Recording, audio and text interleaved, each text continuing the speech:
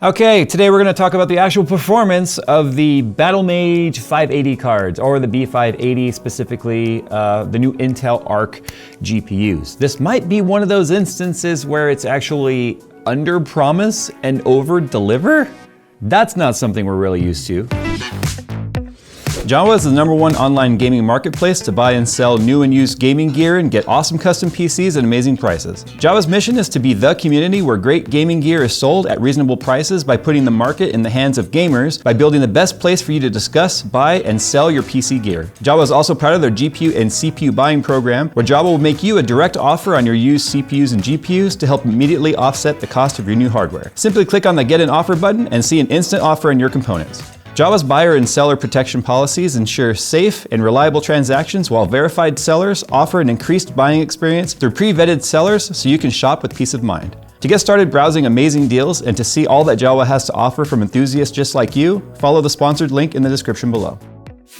You know, I got to comment on something real quick. I know Steve's irritated with all of the casters that they've got roadmapped or whatever, and have been doing with Intel stuff. But as somebody that played a caster in World of Warcraft for 15 years, I'm okay with this. All right, nerd talk aside, obviously the Intel architecture, there's already been some deep dives. Again, I'm gonna reference this channel. Steve does an amazing job of the deep dive stuff, and Tom A. Peterson, formerly of NVIDIA, did a full deep dive on the main core architecture changes. So I'm gonna highly reference that you go watch that video. We'll do some high level stuff here today.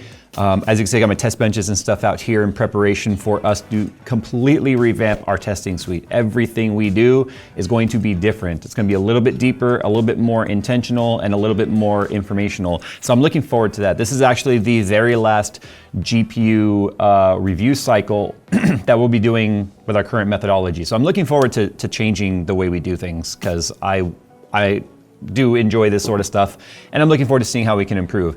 But speaking of improvements, the XE2 architecture, when we first talked about the charts, you know, it's one of those things where you get information first and you kind of like take it with a grain of salt, because we're so used to being told one thing, but it's like, oh yeah, it's up to 50% more performance in this particular test, in this particular circumstance, with this particular CPU, and if Mercury's in retrograde. This is one of those instances where I think Intel has just been quietly in the background, kind of like Iron Man in his cave, building that very first suit. And then this is like the Mark II, if that makes sense. So it's actually pretty incredible what Intel's been able to do in one generation to the next, which gives me hope for like the next 5 years. So the XE architecture is very different from the way you tend to talk about core architecture when it comes to GPUs. They use what's called a render slice, and in each one of those render slices has basically like the core, the XE core is in there, and then you got the ray tracing unit in there. You got a few other core architecture stuff that happens in there, but basically each like node or tile, if you will, is made up of 4 of those slices. And each one of those slices has an architecture that takes place in there. So it's sort of like a tiling design, if you will, which gives me hope that they might be able to finally start scaling this up out of that lower entry mid-range graphics card, if you will. I think we are ready to see a big Arc card. Again, not gonna go into too much detail about that because of the fact that, I said Tom already did an amazing video with Gamers Nexus channel talking about the improvements that they made. But one of the things that they're very, very proud of is not only the ray tracing improvements that they've been able to really make in one generation to the next, but the fact that they've been able to get these improvements with actually having smaller or less render slices as a whole, or the amount of tiles is actually lesser as a whole, and doing it more efficiently. So the Arc's A770 and A750 cards were 220 watt total TDP cards. But the B580 card is actually a 190 watt TDP, and the unreleased card that we haven't taken a look at yet, the B570, is a 150 watt card. So if you compare the price point that the card exists in, like the brackets of cards near it, at that $249 price point of MSRP, which is the Arc card price, it's designed to compete with like the RX 7600 from AMD, the RTX 4060 from NVIDIA, which is actually $50 more. And it's also designed to compete with, realistically, its own architecture, the first XE cards, which are like the A770 and the A750. Although the A770 is out of this price point. It's near over $400 for most of its life. We included it in the charts because this is what I mean when I say under promise, over deliver. There was no mention of B580 versus A770 anywhere in the press deck. But we did it, and I'm gonna tell you right now, it's kind of incredible what it did versus a larger card. So when we compare the architectures of XE and XE2, the A770, which is technically still the flagship card for Intel, for now anyway, has 32 XE cores. The A750 has 28, and the B580 has 20, and the B570, which isn't here yet, has 18. So already it's got a lot of work to do to make up for having less cores. However, it has more core clock. So the core clock on this, the base core clock anyway, that is prior to any sort of auto overclocking, which does also exist on the Intel cards, is a 2670. I'll tell you right now on our charts, everything you saw on the B580 was 2850. That's where it went up to out of the box, no overclocking, no profile changes, just out of the box, driver installed on the bench and go. 2850 locked, perfectly straight line, no fluctuation, no sort of hiccups, just literally a flat line all the way across. And it did it without ever even hitting its max TDP. I do have a power chart, we'll show you a little bit later. But with all that sort of stuff out of the way, let's go ahead and just see how the card compares to its neighbors. And I'll tell you right now, it's kind of a smackdown, and not in a way that we actually expected. So one thing I want to point out too, every card that you're going to see on these charts was retested for this particular review, with the exception of the 3070 FE. Those numbers are a couple drivers old, but I wanted to compare it to the 3070, at least for some numbers that exist, because you can find a 3070 down as low as $250 to $300. So it's a relevant card that is older, that I think it should be put on here so that you can have some parity to see whether or not buying a higher tier, older card makes sense versus buying a brand new card. So that's why the 3070 is on here. But the B580 obviously is brand new drivers. A770, A750 have their latest drivers. Same thing with Intel and AMD. So when it comes to ray tracing, unfortunately, the poor little 7600 is still all the way down there, not really. I mean, it's on the chart, it's there. The 4060 actually is being beaten by the Alchemist series cards, the A770 and A750. But look at the B580. I mean, it is way the heck out there, even versus the 4060. That's the card we should really be focusing on when we talk about these benchmarks, is the 4060. Unfortunately, the 7600, with the exception of one title on here, is completely irrelevant. And when Tom from Intel said that, I almost said Tom from NVIDIA. It's so hard to not say Tap from NVIDIA. Anyway, when Tap from Intel said AMD's not even, like, they're not even a concern, it's holding true in the tests we've run so far. I'm curious to see how the other reviewers are faring. But the B580's ray tracing and performance uplift from Alchemist to Battlemage is nuts. The amount of time they spent refining the architecture, specifically with ray tracing as well, is definitely evident in these RT tests that we run as well. 3070's on the top though, not by a lot, but it is on the top, so you gotta keep that in mind. If we move forward to TimeSpy Extreme, in rasterization performance, this is a non-RT test, it is raster only, the B580 is on top by a fair margin. So that's really promising and a bit unexpected, considering the fact that the 4060 is actually on the bottom on this chart. It's actually just under the 7600. Important to note, the 4060 also fully retested with the latest drivers. So it is what it is, right? Borderlands 3, it's the one title where you're gonna see the 7600 perform well, because Borderlands has always favored AMD cards over Intel in the same kind of price categories. The 7600 all the way out there at 116 FPS, just behind the 3070 at 120. So that shows you how strong that AMD architecture really does perform in this particular title. But the B580 is right behind it at 111, again beating the A770 and the 4060 and the 750 by a fair margin. 93, 95, and 97 versus 111. So, and even in 1440p numbers, 81 versus 71, 67, and 68. So it's just, didn't matter the resolution, 1080 or 1440, 580 was winning. So if we take a look at Cyberpunk 2077 though, this is with RT off, 3070 at the top, again, with the B580 right on its heels. 96 FPS. Again, this is no upscaling. This is raw performance. This is just raw raster performance. No XeSS, no FSR, no DLSS, obviously because it's an Intel card. Just raw performance, 96 FPS in 1080p, 63 and 1440, right on the heels of the 3070, which is arguably a bigger tiered card. 7600 right behind that, 4060 dual at 81. But look what it's doing to the Alchemist series cards. Those are the two bottom cards on here. So why they weren't mentioning the A770 in their charts is beyond me. Maybe they just wanted it to be a pleasant surprise. Be like, hey, guess what? No, we're comparing it to our 750 card. But you can compare it to your $400+ card and actually see some real positivity here. Look how far things spread out though when you turn on ray tracing. Again, no DLSS, but just ray tracing is on with Ultra preset. 3070 is out at the top, no surprise, but again, the B580 comes in second place. Now these frames are not great. Like even the 3070 is barely pulling 46 FPS in 1080p. The ray tracing in Cyberpunk is hard. It is not an easy game to ray trace, especially when you have all the ray tracing categories enabled. But really it is just nothing more than a dynamometer, and it really does force a spread. It's actually a very linear spread if you take a look at it though.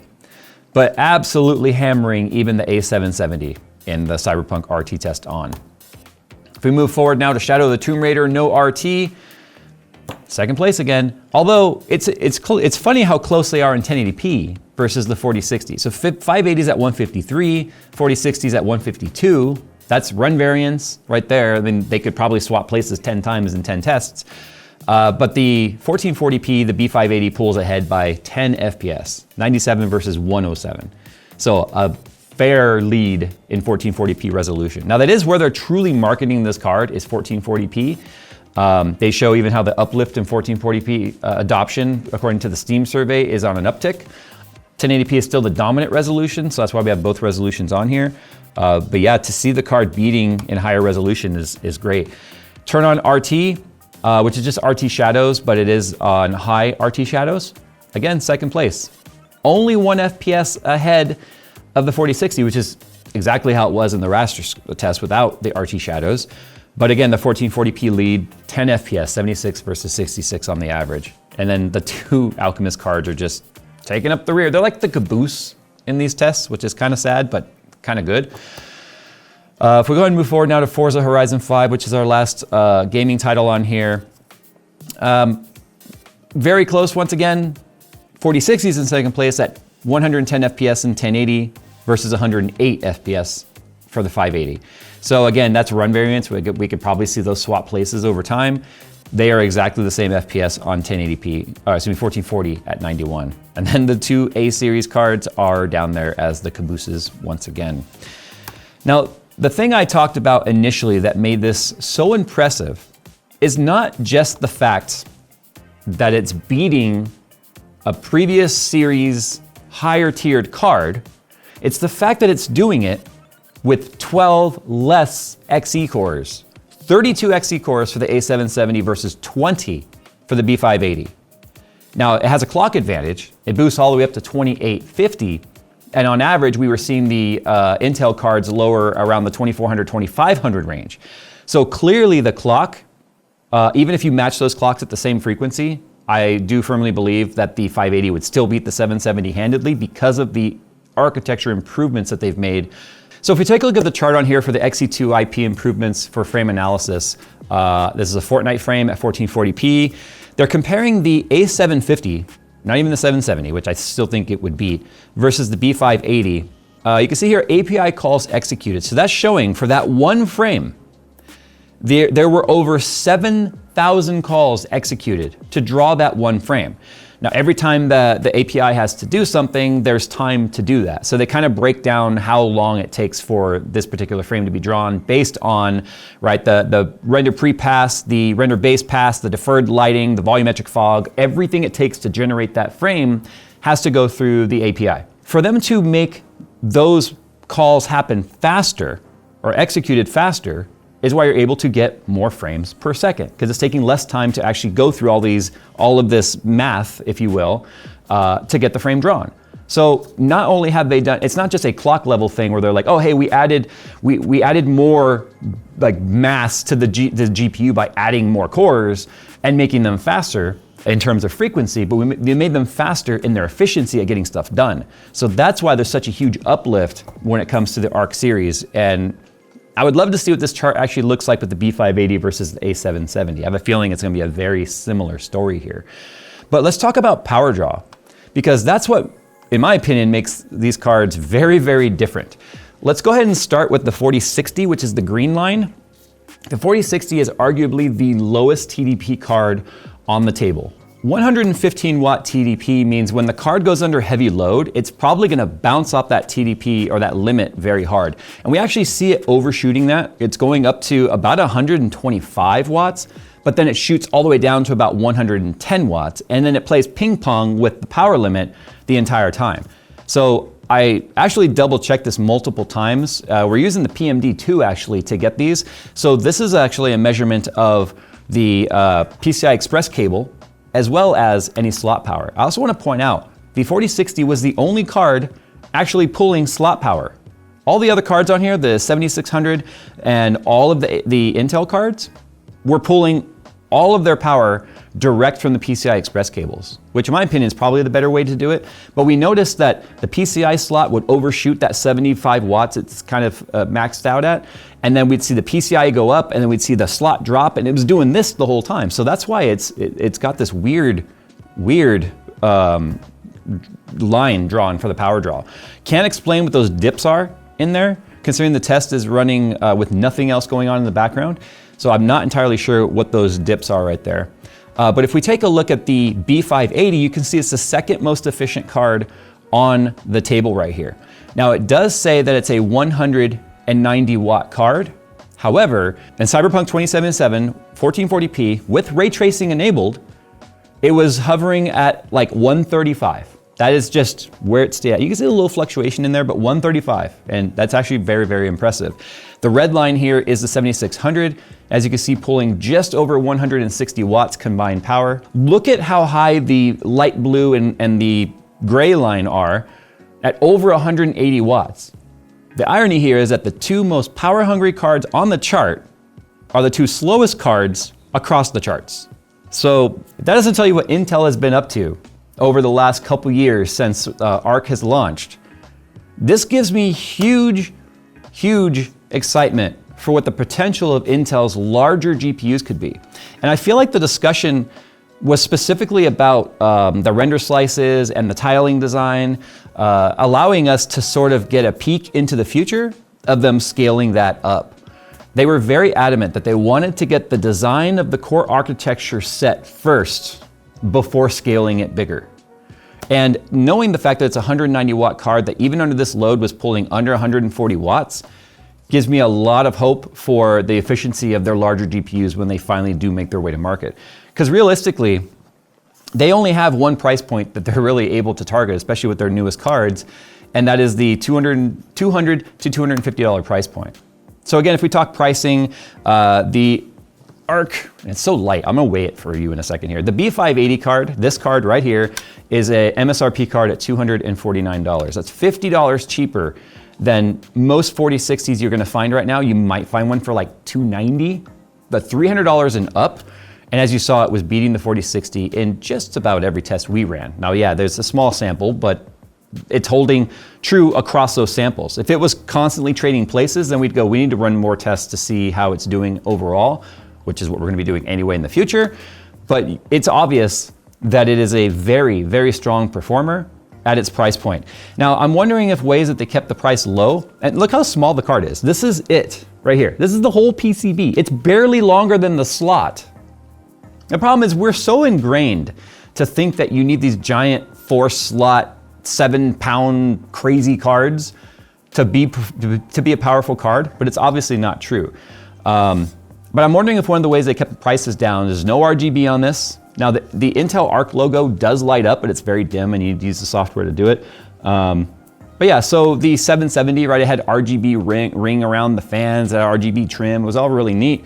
But this doesn't have any of that. It doesn't have any of that fluff. And I'm wondering if each one of those little features that they chose not to put on the card allowed them to keep the performance as high as possible without having the price nickel and dime its way up for all of those features, which arguably are secondary to being important.